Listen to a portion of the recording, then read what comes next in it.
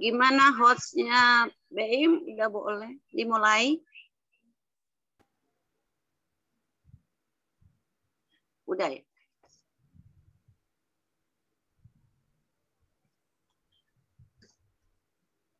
Shalom Bapak Ibu.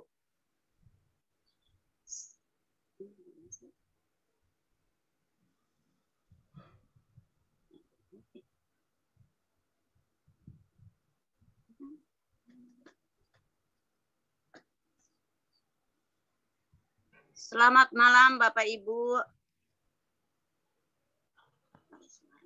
Selamat malam Bu.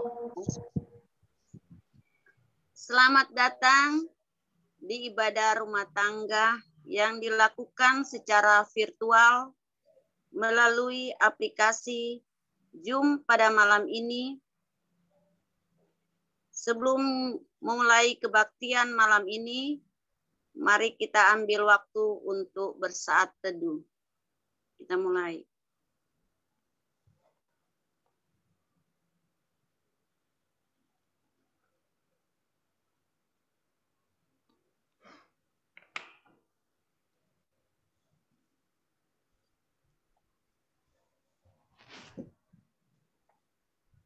Jemaat Tuhan, marilah kita memulai kebaktian kita pada saat ini dengan penuh sukacita melalui NKB nomor 7 bait 1 dan 2.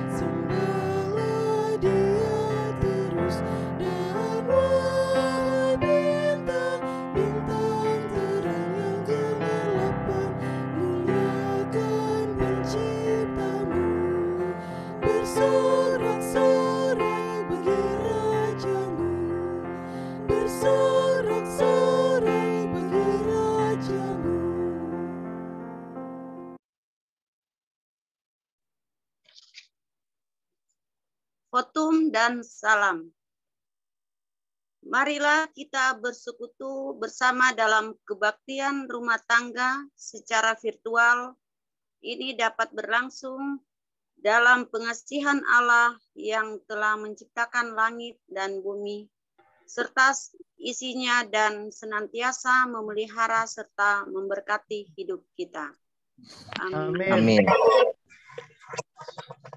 Kasih, karunia, dan damai sejahtera Allah menyertai kita. Terpujilah Allah. Semesta alam. Sebelum kita mendengarkan firman Tuhan yang dibawakan oleh Bapak Pendeta, kita memuji Tuhan dari NKB 14 bait 1 dan 4. Jadilah Tuhan kehendak-Mu.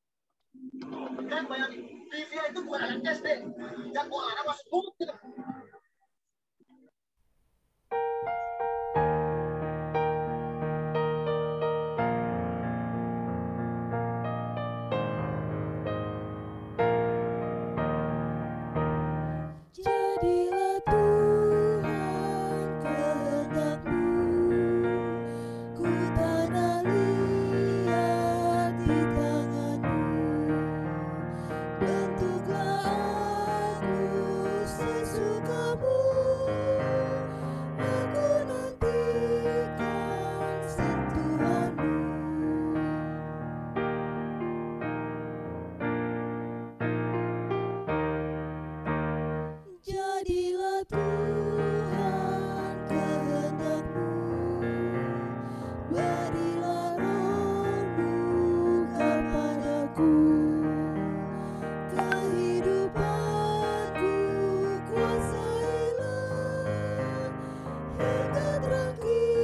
Yesus tampak cerah.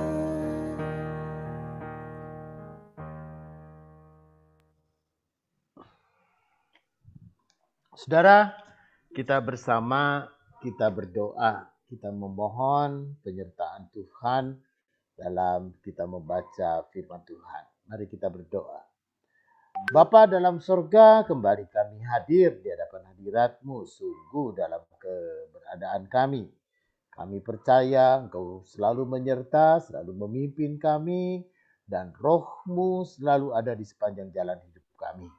Karena itulah Tuhan, ketika kami membaca dan merenungi firman-Mu, Tuhan juga yang menjadi penolong bagi setiap kami. Tuhan yang berkuasa, sehingga firman itu boleh sungguh terpatri dan boleh menjadi nyata dalam hidup kami. Tuhan juga yang mengurapi hamba-Mu untuk melayankan firman. Terpujilah Tuhan. Amin. Saudara, kita akan bersama membaca bagian Alkitab kita dari Injil Matius pasal 16 ayat 1 sampai dengan ayatnya yang keempat. Injil Matius pasal 16 ayat 1 sampai dengan ayatnya yang keempat. Ya. Begini. Lembaga Alkitab memberikan judul orang Farisi dan Saduki yang meminta tanda. Gini katanya. Kemudian datanglah orang Farisi dan Saduki hendak mencobai Yesus. Mereka meminta supaya ia memperlihatkan suatu tanda dari sorga kepada mereka. Tetapi jawab Yesus, pada petang hari karena langit merah, kamu berkata hari akan cerah. Dan pada pagi hari karena langit merah dan redup, kamu berkata hari buruk. Rupa langit kamu tahu membedakannya, tetapi tanda-tanda zaman tidak. Angkatan yang jahat dan tidak setia ini menuntut suatu tanda, tetapi kepada mereka tidak akan diberikan tanda selain tanda Nabi Yunus. Lalu Yesus meninggalkan mereka dan pergi. Saudara yang kekasih di dalam Tuhan, demikian pembacaan Alkitab. Berbahagia mereka yang mendengarkan firman Tuhan dan memelihara dalam hidupnya. Haleluya. Bapak, Ibu, dan saudara-saudara yang kekasih di dalam Tuhan, tentu saja apa yang dikatakan oleh Tuhan Yesus itu adalah sesuatu yang namanya fenomena. Artinya gini, dalam dalam ilmu manajemen itu ada yang disebut dengan futurologi. Apa bedanya futurologi? Jadi futurologi itu yang berkaitan dengan ilmu yang kira-kira dia akan mempelajari fenomena yang akan terjadi. Hal ini pernah dituliskan dalam bukunya John Naisbitt dan Patricia Aburden. Itu buku ya ditulis sekitar tahun 95-an lah, 95-96, yang dikatakan tentang Megatrend 2000. Ya, apa yang akan terjadi setelah tahun 2000 nanti? Ini masih orang menulisnya sekitar tahun 95. Nah, lalu ketika orang memang akan terjadi begini, beganang, begonong, yang akan terjadi globalisasi sedemikian rupa, lalu kemudian konflik, apa yang akan terjadi, sudah terbayangkan oleh si Patricia Aburden dan John Naisbitt ini, itu dalam bukunya Megatrend 2000, ataupun juga The Rise Dragon from East Dragon, maksudnya bangkitnya naga timur gitu. Ya, dalam buku itu, saudara, kita pun juga bisa memahami kenapa dia bisa mengatakan apa sih yang akan terjadi? Apa sih yang kira-kira yang bakal terjadi? Itu semua bukan ramalan, itu yang dilakukan oleh John Naisbitt, tetapi yang dilakukan oleh John Naisbitt itu adalah dia mengumpulkan data, dia mengumpulkan fakta dan kejadian atau fenomena-fenomena yang terjadi di saat ini, apa yang terjadi di saat ini, lalu dia hubungkan satu dengan yang lain, maka pada suatu ketika peristiwa-peristiwa sekarang ini akan berakibat apa pada masa depan. Gitu ya. Kira-kira seperti apa yang akan terjadi? Contoh, ada misalnya anak kecil lah, anak remaja gitu. Ya, dari remaja dia sudah merokok. Wah, merokoknya sangat kuat sekali. Satu hari anak remaja aja udah 1 bungkus. Begitu dia meningkat mahasiswa, meningkat dia kerja, 1 hari 2 bungkus, 3 bungkus. Lalu dokter mengatakan Bapak harus siap berhenti merokok, nanti akan sakit paru-paru. Benar. Gitu ya, pada umur 40-an dia kemudian menderita sakit paru-paru dan kanker paru-paru. Oh ya. Gitu. Jadi orang sudah ada gejalanya. Fenomenanya memang ya kalau dia suka seperti itu, ya maka ujungnya adalah begitu. Gitu ya. Nah, misalnya begini, ini menurut data kesehatan yang ada di Kementerian Kesehatan. Saya pernah ikut semua seminar kedokteran bahwa suku-suku di Indonesia, suku bangsa, itu mereka yang sering kali memakan daging, misalnya katakanlah orang Batak. Orang Batak itu selalu makan, misalnya kalau Jabar atau apa kan babi, ya daging babi, lalu sangsang dan apa. Orang Toraja misalnya ya selalu kemudian pakai daging kerbau, dendengnya dan apanya. Lalu orang Papua juga dengan babinya dan apanya, orang di Bali. Nah, orang-orang yang seperti ini cenderung kemudian orang-orangnya itu mengalami tingkat gula atau diabetes. Ya, kebanyakan. Jadi banyak orang dari suku ini banyak. Tapi bagaimana dengan saya ngelihat orang Sunda nggak terlalu. Itu karena kenapa? Orang Sunda mah pemakan daun. Cuma daun pintu yang nggak dimakan katanya ya. Daun pintu sama daun kuping. Tapi kalau daging daun kuping babi mah enak gitu. Ya kan? Nah, saudara, jadi itu katanya. Jadi orang dari apa yang terjadi, perilaku apa, seperti apa, maka orang akan tahu apa yang akan terjadi. Dalam ilmu manajemen itu biasanya risk management, resiko. Jadi kalau misalkan kita mau membeli saham atau kita mau membeli saham perusahaan atau apa, kita melihat prestasi perusahaan itu, apa yang dilakukan oleh si perusahaan itu, bagaimana perusahaan itu pun juga menanggung keuntungan, lalu kemudian berapa tahun dia menanggung keuntungan, lalu kemudian seperti apa bentuk usahanya. Nah, dari apa yang dilakukan oleh setiap usaha, maka apakah kita layak untuk membeli sahamnya atau kita tidak layak untuk membeli sahamnya. Begitu. Ya, nah ini apa yang terjadi ketika misalkan orang-orang Yahudi di sini dikatakan orang Farisi dan orang Saduki. Siapa orang Farisi dan orang-orang Farisi ini? Seperti kita tahu dia adalah tokoh agama. Dia adalah orang-orang para teolog, orang-orang yang belajar khusus untuk tentang keagamaan Yahudi. Dan mereka pun juga adalah orang-orang yang sungguh-sungguh menjadi polisi, katakanlah polisi syariah gitu. Polisi yang melakukan hukum lalu kemudian mengawasi kehidupan masyarakat untuk hidup sesuai dengan hukum. Itu orang Farisi. Lalu orang Saduki itu adalah seorang politician, seorang politikus, tetapi orang politikus dengan latar belakang agama. Gitu ya, dia orang-orang politik, tapi dengan latar belakang agama. Dalam konteks waktu itu, orang Farisi dengan orang Saduki itu mereka ya seperti ya kalau di kita mah ulama dengan politisi dan politisi yang ulama. Lalu kemudian menjadi satu sama-sama dia. Gitu ya. Lalu kemudian dia mau mencoba Yesus. Yesus ini benar anak Allah. Yesus ini benar adalah Allah. Yesus ini pun juga benar atau tidak ini. Gitu ya, karena dia bisa melakukan banyak hal, mujizat dilakukan, bahkan ada banyak perkara yang sudah dilakukan. Orang kemudian menjadi sembuh dengan mujizatnya, dengan kata-kata pengajarannya. Dan banyak orang pun juga lalu kemudian mengikut dia dengan begitu hebatnya. Bahkan dia pun juga memberi makan 5.000 orang, 4.000 orang dia kasih makan. Bukan main. Gitu kan. Ini siapa sih? benarkah? Gitu kan, orang-orang Yahudi, orang-orang Farisi, dia bertanya. Karena itu dia meminta supaya ia memperlihatkan suatu tanda dari sorga. Seperti apakah dia? Gitu. Lalu apa yang Tuhan Yesus katakan?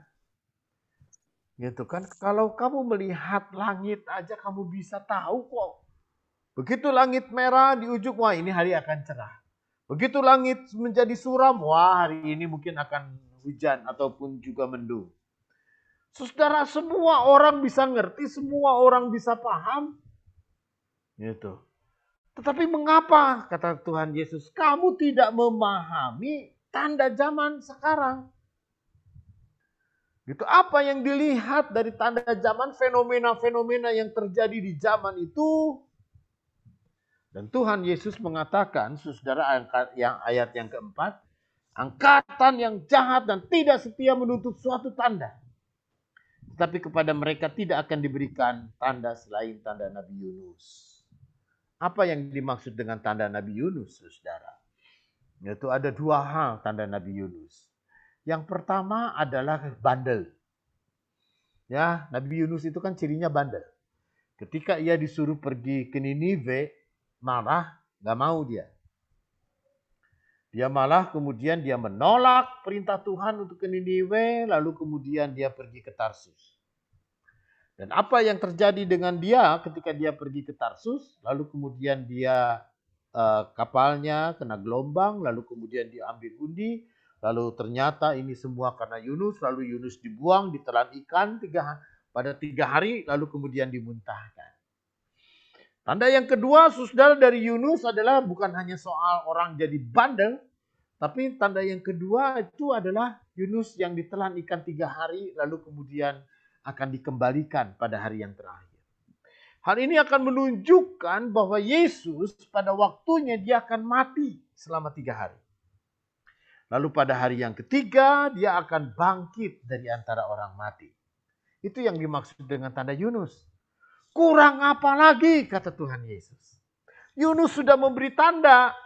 Ya, tanda Yunus itulah yang kemudian yang membuat orang kok jadi bandel banget. Kok tanda Yunus itulah yang membuat orang menjadi tidak percaya. Tanda Yunus itu jadi orang sama seperti Yunus pada bandel gitu loh. Ya kan? Sudah jelas Yesus itu Tuhan. Yesus itu adalah firman Allah yang menjadi manusia.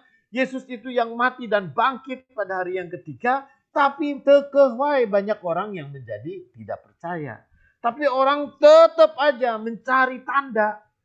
Ya, tetap saja orang pun juga ingin membuktikan tanda bahwa dia adalah memang benar dari Allah. Karena itu saudara, melalui firman Tuhan kita pada saat ini ada beberapa hal yang boleh kita renungkan. Yang pertama, saudara, ketika kita berhadapan dengan sampar, sakit penyakit. Ketika kita pun juga diperhadapkan dengan wabah, sakit penyakit. Ketika kita pun juga diperhadapkan dengan banyak orang di sekitar kita dan dekat-dekat dengan kita. Itu orang pada tewas, orang gugur, orang kemudian wafat oleh virus corona ini. Saudara yang kekasih di dalam Tuhan, gitu kan, tapi masih kekeh ada orang bandel. Ya, masih di dunia ini kekeh ada orang bandel yang nggak percaya lah, orang nggak mau nurut lah, disuruh pakai masker nggak mau lah, bandel kene. Orang disuruh vaksin juga kekeh nggak percaya. Orang yang kemudian disuruh pakai vaksin juga kekeh aja nggak mau. Karena itu saudara yang kekasih di dalam Tuhan, di RW saya ini 50 orang terkena, mungkin lebih sekarang. Gitu kan, 15 orang tewas, mungkin lebih juga. Gitu kan, ini adalah orang-orang yang yaitu tadi yang mungkin tidak mau divaksin.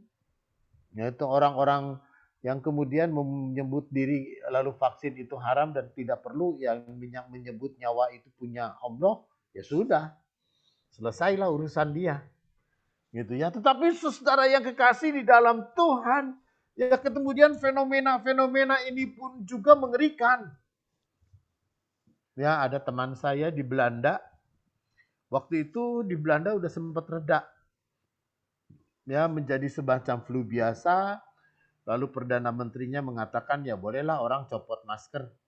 Gitu ya, kembali pada kehidupan normal. Tetapi tanpa diduga gelombang kedua itu justru lebih menyerang, jauh lebih galak dan lebih jahat, hampir 100.000 orang mati. Juga di Norwegia, juga di Jerman, itu orang kemudian menjadi lengah, termasuk sekarang ya saya baca berita tadi pagi, lalu kemudian di Cina pun juga sekarang justru tingkat COVID menjadi begitu meningkat dan sulit untuk dikendalikan orang-orang Cina pun juga.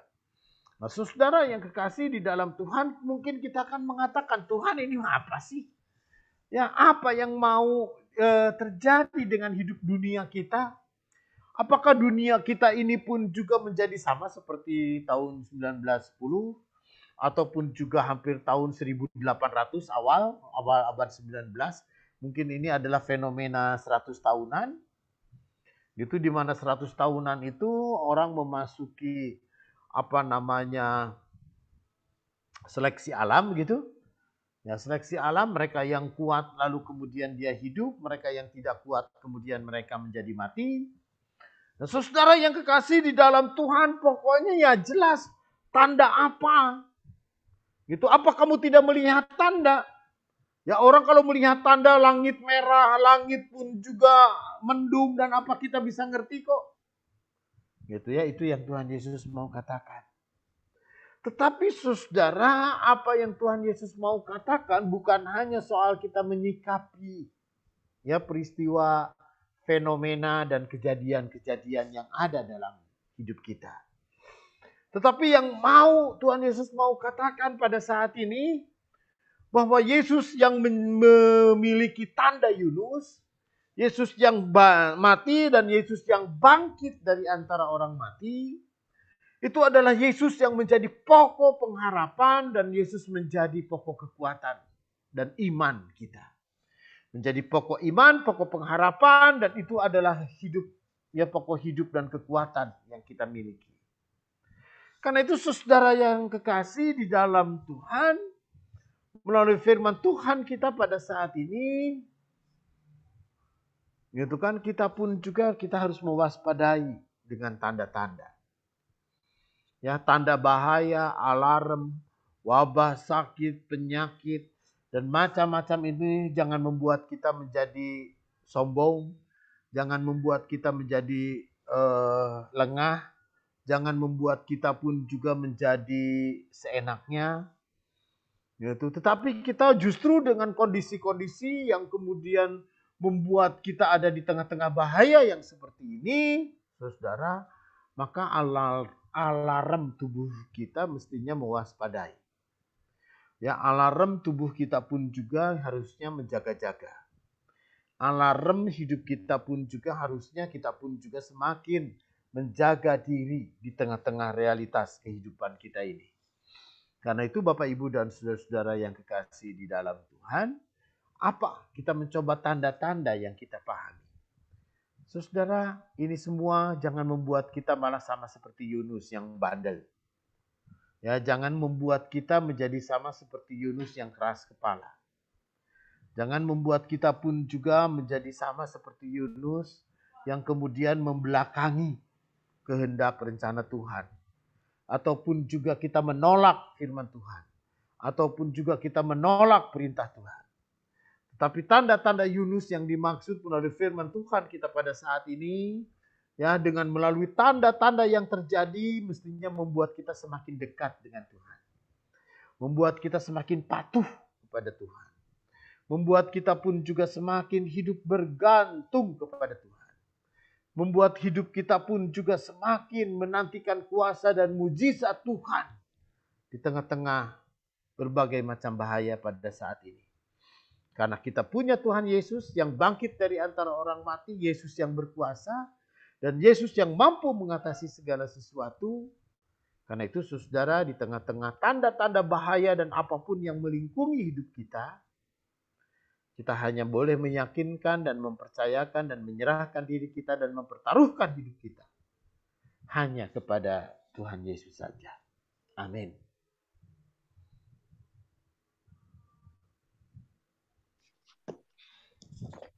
terima kasih atas firman-Nya Pak Pendeta yang sudah memberitakan firman pada malam hari ini.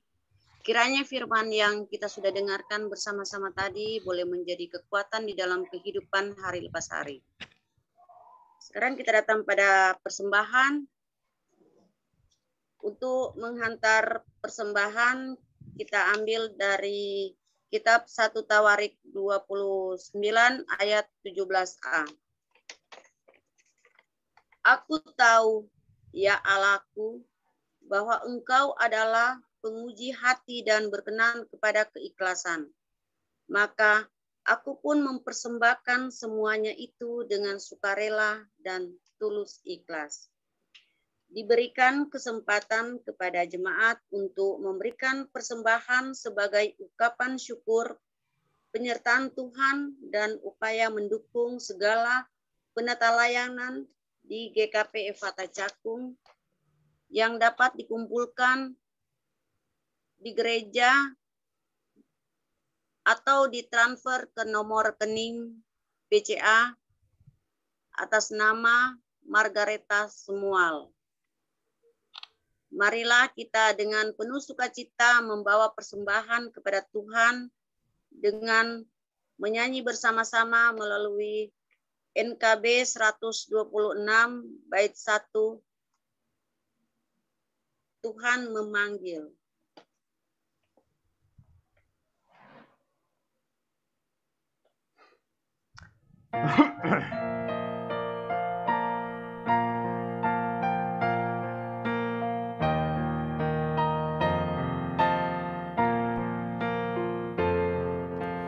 Tuhan memanggilmu, hai dengarlah. Apapun yang terbaik ya berikanlah. Dan jangan kau kejar hormat semu. Muliakan saja Yesus Tuhanmu. Tiap karya diberkatinya, namun yang terbaik dimintanya. Walaupun tak besar talentamu, beri yang terbaik kepada Tuhanmu.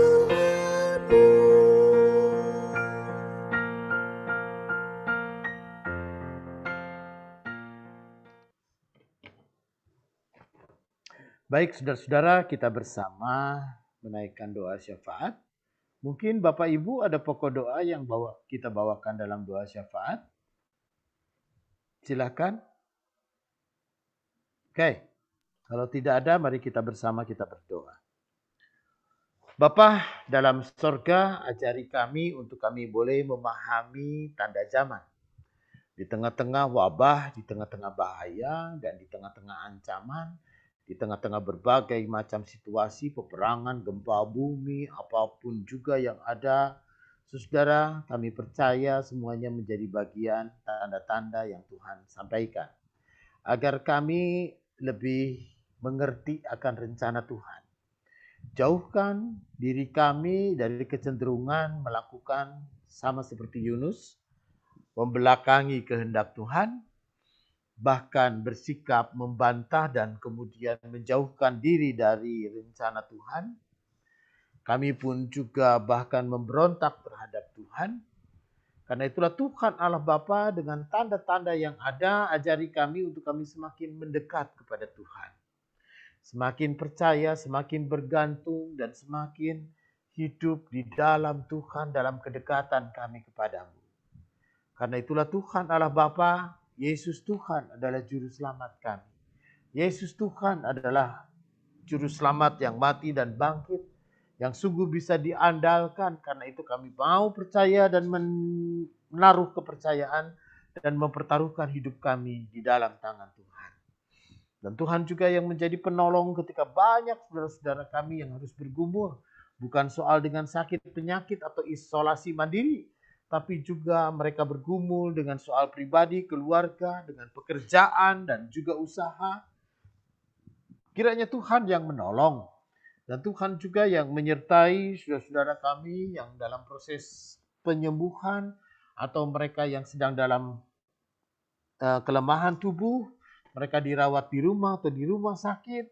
Kiranya Tuhan yang menolong Ibu Aminah Bayin, Tuhan juga yang menolong Ibu Wiwi dalam proses penyembuhan setelah melalui proses kecelakaan kemarin.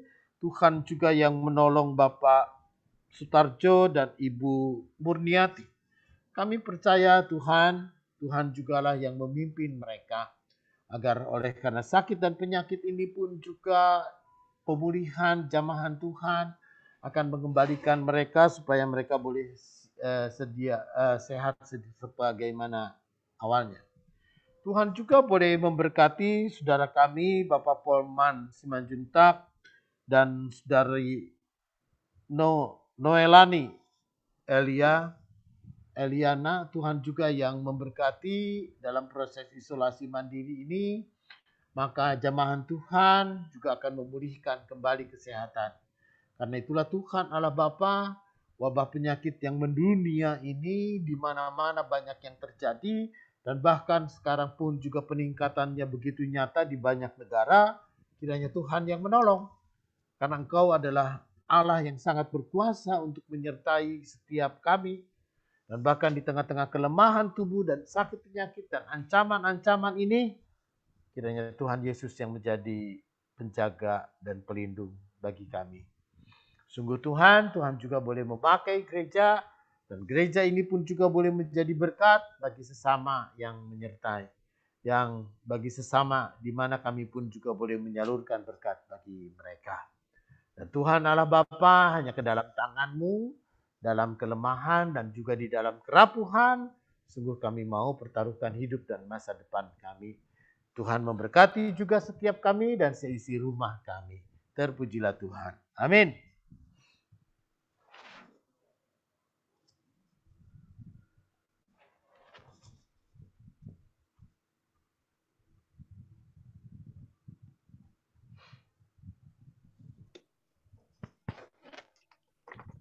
Sebelum kita menutupi ibadah malam ini, kita memuji Tuhan dengan NKB 210 bait 1 dan 5. Kuutus kau.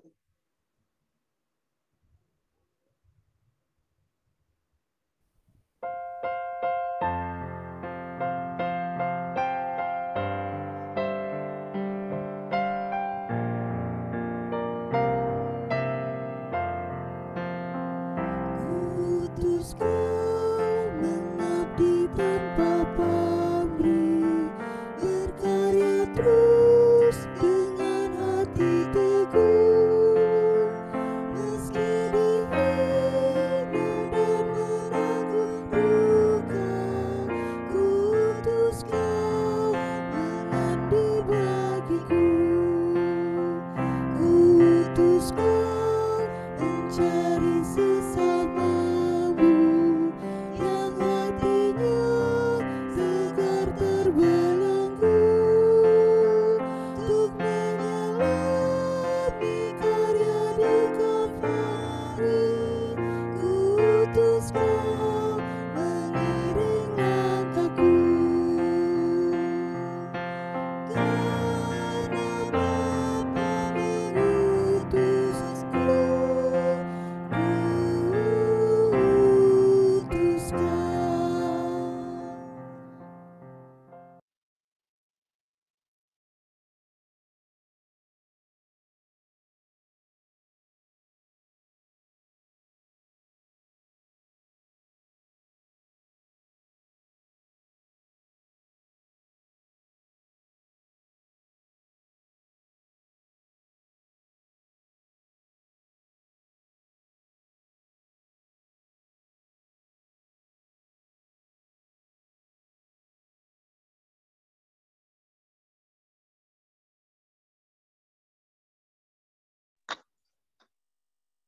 Ibadah sudah selesai. Terima kasih Halo, Pak wah Ustaz tadi dan berkatnya di juga mute ya. jemaat yang sudah bergabung di kebaktian malam ini. Baru ngeh berkatnya di mute. Wah, tapi Pantesan nyampe nggak lah ada percaya. suara, Pak. Hah? Pantesan nggak ada suara. Iya. Saya baru ngeliat ke sini, oh masih di mute. Tapi percayalah, ya berkatnya nyampe kepada Bapak Ibu semua. Amin. Sehat selalu. Gitu. Pak Kastoyo, sehat Pak? Selamat malam Bapak, Ibu, dan Pak Pendeta Erik. Ya. Sebelum live kita foto bersama dulu ya. Oke, siap. Mohon kameranya dibuka semuanya.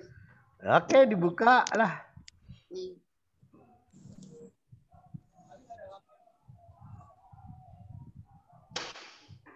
Satu, dua, tiga. Sekali lagi, 1, 2, 3. Oke. Oke, makasih. Terima kasih. Terima kasih, Beim. Baik Bapak Ibu. Ya, sampai ketemu lagi. Tuhan berkati. Ketemu sampai pada besok Ya. hari. Rial. Makasih Pak. Terima kasih, Pak Pendeta. Mari. Soalnya kalau di sini mah internetnya gantian. Saya selesai, ibu yang maju.